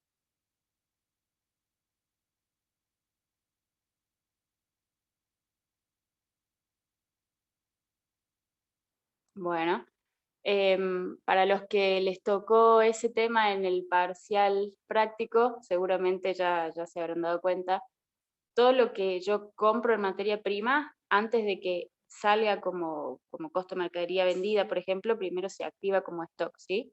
Entonces, obviamente depende del método de evaluación que tenga la empresa de stock, pero si aumentan los costos de la materia prima, lógicamente aumenta el valor de mi stock.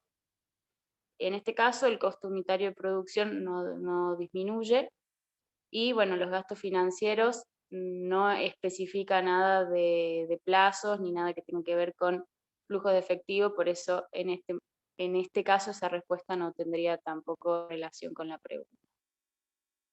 Y creo que no hay más, Anto, ¿no?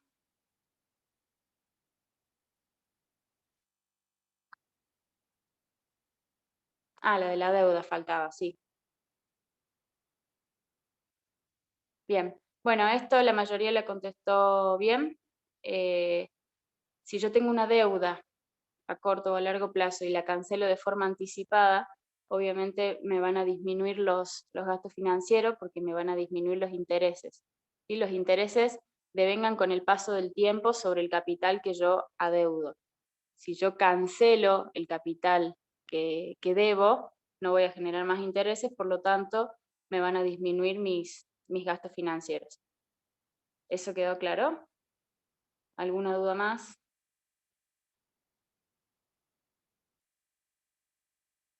Carlos, Sí, Antonio. quedó claro.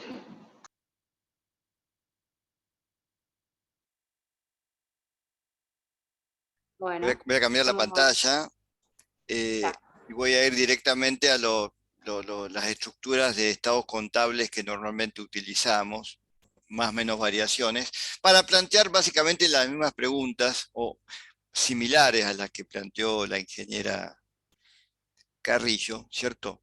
Con determinados efectos de determinados eventos en la presupuestación. Básicamente, y de esto trata el TP3, la típica, nosotros vemos en el TP2 lo que hemos hecho es confeccionado un presupuesto de principio a fin, terminando con los estados contables, ¿sí? Hasta ahí llegamos.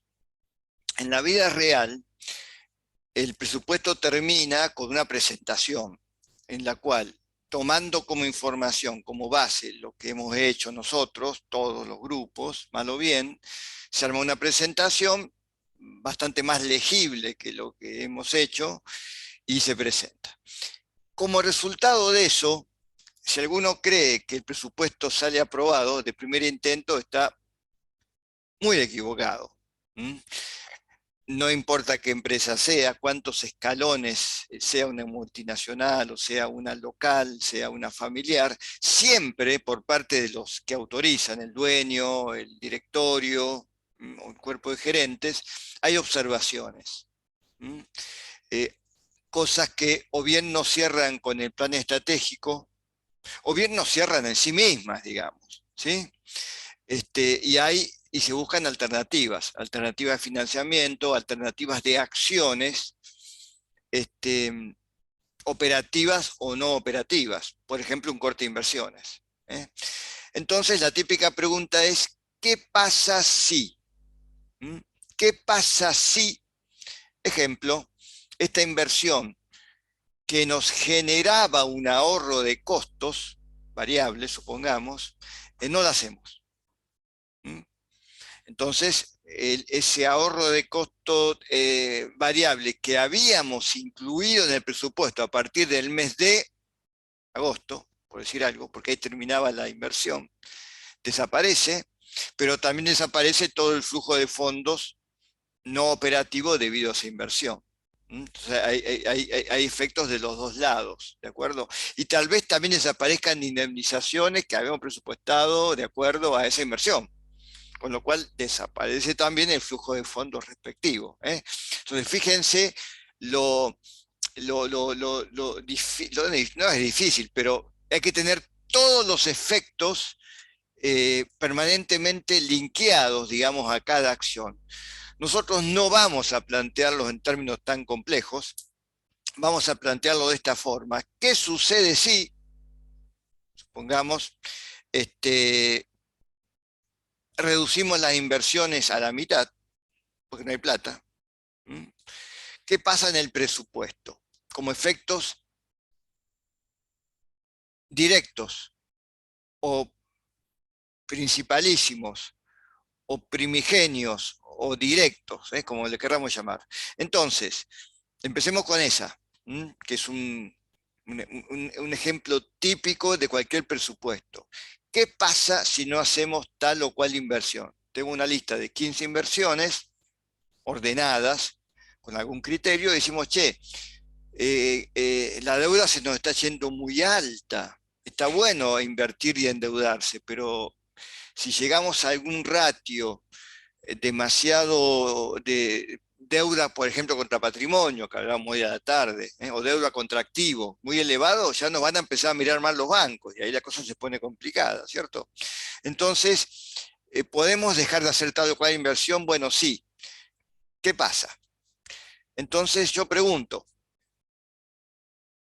¿qué pasa si cortamos una inversión, para hacerlo fácil, en el sector administrativo, un software nuevo? ¿Sí? Decimos, bueno, de inversión 100 en el total pasamos a inversión 70. ¿Cuál es el efecto directo en el caso del estado de resultados que estoy proyectando ahora? ¿Dónde lo veo? ¿Dónde debería verlo?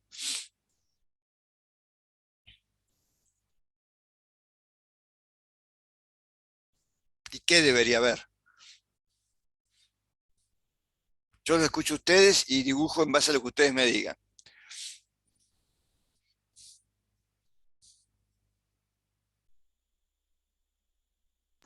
¿Los gastos financieros van a ser menores? Los gastos financieros van a ser, o sea, acá va a haber cambios, gastos financieros menores. ¿Por qué?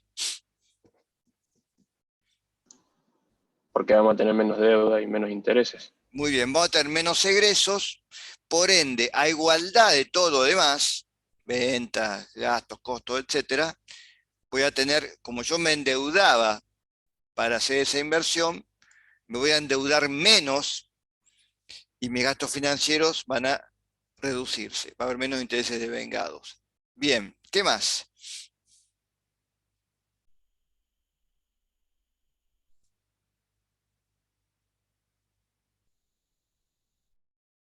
¿En qué era la inversión, profe?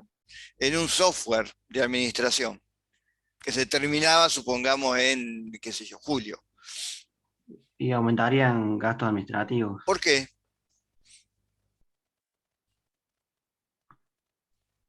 Disminuirían en realidad. ¿Cómo? Disminuirían en por realidad. qué? ¿Y por qué? Y porque ibas a hacer amortizar. Muy bien, muy bien. Iba a tener amortizaciones, seguramente también, pero eso no lo... Ahí es donde paramos, ¿se dan cuenta? Seguramente alguien diría, bueno, pero si empezaba en julio, tal vez a partir de agosto tenía ciertos ahorros administrativos, porque bueno, después de todo es un software, algún beneficio debe traer. Bueno, los beneficios de ese tipo de software no son inmediatos, es más, al principio aumentan los gastos, ¿sí? En los primeros N semanas de operación. Pero claro, ya midiendo al año siguiente o al año subsiguiente, seguramente que iban a generar ahorros en los gastos, porque claramente si no, no lo hacían. Pero el efecto directo es que yo tenía 6 meses de amortizaciones que no los tengo más. ¿De acuerdo? Entonces, eso es una reducción directa. ¿Mm? Y lo mismo que el tema de los gastos financieros. ¿De acuerdo? Quedó entendido por todos. Vamos entonces al flujo de fondos. Y hago el mismo análisis en el flujo de fondos, que acá tengo una estructura tipo. ¿Qué líneas van a estar afectadas en el flujo de fondos? Y el cobro de préstamos no va a ser tan grande. O sea, los cobros de préstamos, va a ingresar menos capital prestado, digamos, ¿sí? Uh-huh.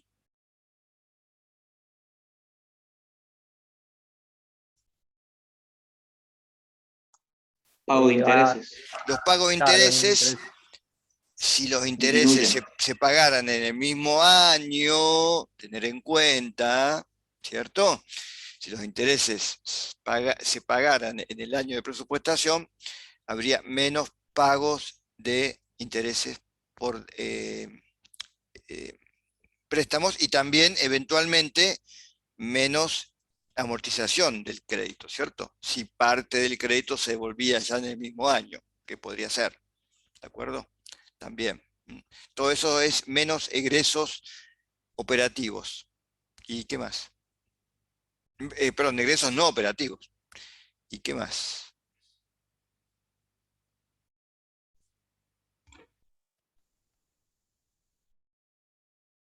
¿Y menos inversiones? Y menos inversiones. O sea, esta línea también se iba a reducir. Es más, es la que primero se reduce. ¿De acuerdo? De hecho, fíjense que si yo hiciera las cuentas al final del año, se redujo la línea de inversiones y se redujo la línea de cobranza de préstamos bancarios. Y eso es coherente. Invierto menos, pido menos. Pido menos, devuelvo menos. Devuelvo menos y pago menos intereses. ¿De acuerdo? Fíjense entonces que todo es coherente. Vamos entonces al balance. A ver, sí. ¿Dónde tendré variaciones en el balance?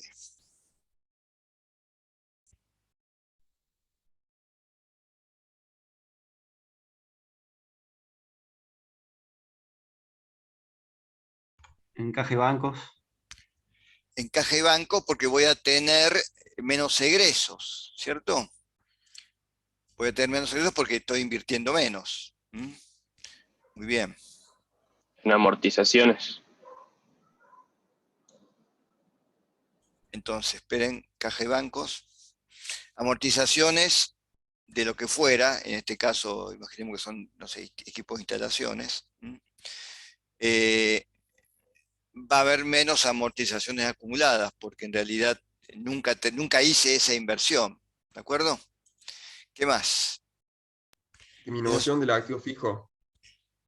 El activo fijo, la línea de activo fijo también se va a reducir a fin de año, porque invertí menos. Y, como dije recién, amorticé menos. ¿Qué pasa en la línea del...? Hasta ahí todas variaciones de activos, ¿sí? ¿Qué pasa con la parte de los pasivos? También se resuelve por los préstamos. El pasivo corriente y no corriente, ambos se van a reducir, bueno, según cómo sea la mecánica del préstamo, uno se va a reducir, pasivo corriente, pasivo no corriente, y también va a haber variaciones en el resultado. Claramente debe haber, porque se acuerdan que siempre que hay variaciones en el estado de resultado, hay variaciones en la línea resultado del ejercicio del balance. ¿De acuerdo? Primer supuesto, entonces, corto inversiones. Segundo supuesto, aumenta la tasa de interés. El Banco Central realiza determinadas operaciones, pautas, y aumenta la tasa de interés, incrementa la tasa de interés. Yo he presupuestado una tasa activa de tanto, una pasiva de tanto, y bueno, es más alta. Mejor dicho, no es que sea más alta. Esto es todo presupuesto, todo supuesto. Tenemos información fresquita que dice que van a aumentar las tasas en el año 2022. Así que tenemos que modificar el presupuesto para adecuarlo a esta nueva realidad. ¿Qué líneas modificamos en el estado de resultado? Aumentan los gastos financieros. Bien. ¿Algo más?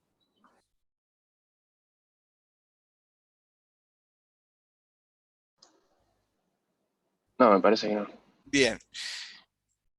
Interesante. Un aumento de tasa de interés es una variación puramente financiera, ¿sí? Que tiene su impacto económico. ¿Dónde? En los intereses devengados, en el estado de resultado. ¿Qué pasa en el flujo de fondos? Aumenta el pago de intereses si se pagan en ese año. Muy bien, aumenta el pago de intereses si se pagan en ese año. Si no se pagan en ese año, ¿hay impacto en el flujo de fondos? No. No, muy bien. Si no hay impacto en el flujo de fondos, pero sí hay impacto, como vimos, en el estado de resultado, algo no cierra. ¿Qué pasa entonces en el balance? Aumenta el pasivo. Aumenta el No pasivo. corriente. ¿Por qué no corriente? Y porque no se está pagando en ese año, por eso no. ¿Y cuál era la definición de pasivo corriente y no corriente? ¿Que caiga en el año calendario? En el año que se está analizando. ¿Alguna otra idea? No, a partir de ese momento, digamos, en el año en que le sigue, digamos, no del calendario. En los próximos 12 meses. ¿De acuerdo? A ver, hagan la siguiente reflexión. Muchos de ustedes, yo incluido, ya cumplimos años este año. ¿Sí? Entonces, ¿vamos a cumplir de nuevo? No, por suerte no, ¿cierto? En cambio, si la pregunta es, ¿todos cumplimos años, vamos a cumplir años este año, 2021? La respuesta claramente es no. Algunos y otros no. Pero si la pregunta es, ¿todos vamos a cumplir años en los próximos 12 meses? ¿Cuál es la respuesta? Que sí. Sí, bueno, ese es el concepto de corriente, gente. Próximos 12 meses, no año calendario. Entonces, esos intereses que yo no pago en el 2022, tal vez lo pague en febrero de 2023. Entonces, cuando llegue a diciembre de 2022, que es lo que me importa a mí, es lo que yo analizo efecto fin de año, no mes a mes, al menos así en forma cualitativa, voy a tener más intereses a pagar en el pasivo, ¿sí? Que hay una línea, ¿cierto? A ver, pasivo corriente. Préstamos, intereses. Son intereses corrientes que vencen en los próximos 12 meses. O sea, entre diciembre de 2021, 2022 y diciembre de 2023. Bueno, esos van a aumentar. Porque devengaron y yo no los pago. O sea que los quedo debiendo. Así que me aumentan préstamos, los intereses de los préstamos, ¿sí? Devengados no pagados. ¿De acuerdo? ¿Contra qué?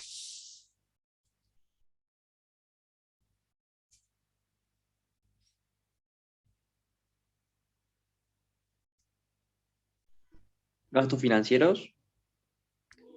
¿En qué línea del balance ves gastos financieros? Resultado. Ah, entonces, gente, les comento esto porque es típica pregunta, obviamente, de parcial y de final, también en los orales, ¿no? Siempre que planteen una variación en el balance, como acto reflejo, deben plantear contra qué. Si aumenté los pasivos, la línea préstamos intereses, que es la que, bueno, no la dibujé, pero vamos a dibujarla para que no haya confusiones. Préstamos intereses corrientes. Si esto aumenta, claramente aumenta, si no pago en el año, ¿cierto? Que era el supuesto que decíamos, en el año calendario. Entonces, si esto aumenta, algún activo debe bajar, o algún activo debe subir, o algún pasivo debe bajar. Ningún activo sube, claramente, como resultado de esta acción. O sea que lo que me queda es que baja el resultado del ejercicio, que está bien. Es consistente con el aumento de los gastos financieros que habíamos dicho hace 2 minutos. ¿De acuerdo? ¿Quedó claro? Sí, profe. Bien, vamos entonces a la última de la noche. Volvemos a estado de resultado, que es donde yo siempre sugiero comenzar. Ustedes hagan lo que quieran, como siempre, tienen total libertad. Yo sugiero comenzar para este tipo de análisis por estado de resultado. Es como que no sé si intuitivamente más fácil de ver. Bien, la pregunta que hizo la ingeniera Carrillo. ¿Aumenta el costo de materia prima? Listo, aumenta. O sea, no es que aumenta. Hicimos un presupuesto con una base presupuestaria de un precio de la materia prima de X y ahora nos hemos enterado 3 días después de cerrar el presupuesto de que va a ser más alta por temas de importaciones, dólar, no importa lo que fuera. Aumenta la materia prima. ¿Qué impacto tiene en el estado de resultado? Si tiene. Aumenta el CMB. Aumenta el CMB, ¿cierto? Salvo un efecto muy raro de variaciones, digamos, de stock, etcétera. Aumenta el costo de fabricación y llevado esto a 12 meses, porque esto lo analizamos en esta instancia año completo, va a producir tarde o temprano un aumento del CMB. ¿Algún efecto más? Si no variamos el precio de venta, va a disminuir los impuestos a las ganancias. Bueno, no, el precio de venta no cambia, esto me aumenta, el resultado entonces me baja y bajan los impuestos de ganancia, la utilidad neta. Sí, pero esos son operaciones, son algoritmos fijos, digamos, ¿sí? Así que no lo tomamos como una variación. La variación a definir es la que depende de la condición que hemos puesto. Aumenta el CMB, ¿algo más?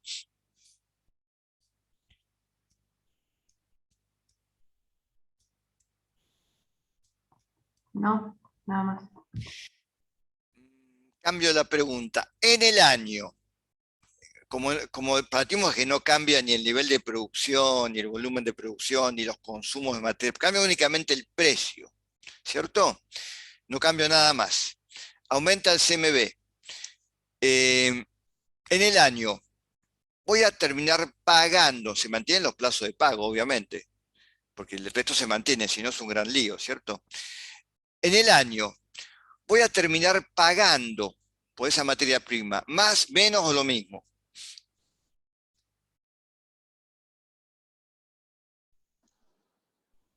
Más. Más, porque salvo que el plazo de pago sea de 2 años, cosa que es muy rara, todo es deuda corriente, la deuda con proveedores corriente de por sí. Voy a terminar pagando más. Si pago más, ¿hay algún efecto adicional en el estado de resultado? Y por ahí me tengo que endeudar y me aumentarían los gastos financieros. Egreso, si pago más, egreso más. Si egreso más, a igualdad de lo demás, me va a faltar plata. Como antes tenía yo, mi presupuesto estaba hermoso, estaba cerrado, cerraba. Entonces, si me faltaba plata, me endeudaba, si me sobraba, la invertía, etc. Entonces, yo llegué a un flujo de fondos. Está el resultado que cerraba todo en sí mismo. Si yo le agrego un factor ahí de cambio, un conflicto nuevo, y aumento el precio de materia prima, entonces termino pagando más en el año. Si pago más, ese flujo que estaba cerrado, estaba perfectamente equilibrado, se desequilibra. Me va a faltar plata, porque yo antes estaba en cero. Es una condición, ¿cierto? Si me falta pido, si me sobra invierto, o sea que siempre termino equilibrado. Bueno, ahora introduzco un factor ahí conflictivo, entonces voy a pagar más, me va a faltar plata, por ende, debo endeudarme más, deuda corriente claramente para cubrir eso, y va a impactar en gastos financieros. Se van a incrementar los gastos financieros. ¿De acuerdo? Cualquier cambio que implique más o menos egresos, o más o menos ingresos, que es otra, tiene efecto financiero. Y si tiene efecto financiero, tiene efecto sobre la deuda. Y si tiene efectos sobre la deuda, tiene efectos sobre los gastos financieros. ¿Está claro? Por eso, cuando hagan el TP3, ya estamos dando todas las pistas. Anoten. Cualquier cambio que ustedes sepan que afecta a ingresos o egresos, tiene que impactar en el estado de resultados, en los gastos financieros. Si no cambian, está mal. Y tiene que impactar en los saldos de pasivos corrientes, no corrientes, depende del caso, en el balance. Si no, está mal también. ¿De acuerdo? Es lo primero que chequea alguien que chequea presupuestos. Bien, listo el estado de resultados. Flujo de fondos. Dijimos que entonces aumentar el precio de materia prima. ¿Qué efectos tiene en el flujo de fondos? Y aumentan Pago los intereses. egresos. Antes que eso, antes, más directo que eso. Aumentan los egresos operativos. Egresos operativos por compras, muy bien, esta Igual. línea. Y otra vez, eso es un egreso operativo, pero como yo además dije que me es necesario endeudarme más, voy a tener seguramente un pequeño aumento en el ingreso por préstamos, ¿sí? Ingresos no operativos, y mayores pagos de intereses y eventualmente también pagos de capital. Como todo esto es corriente, porque yo este tipo de mayores egresos los financio con deuda corriente por lo general, todo eso cae en el año, ¿sí? Así que tengo un efecto muy directo que es incremento de compras, egresos por compras, y efectos financieros secundarios que es por la variación nada más. Muy bien, todo eso en el flujo de fondos. Vamos ahora entonces al balance. ¿Qué variaciones tengo en el balance?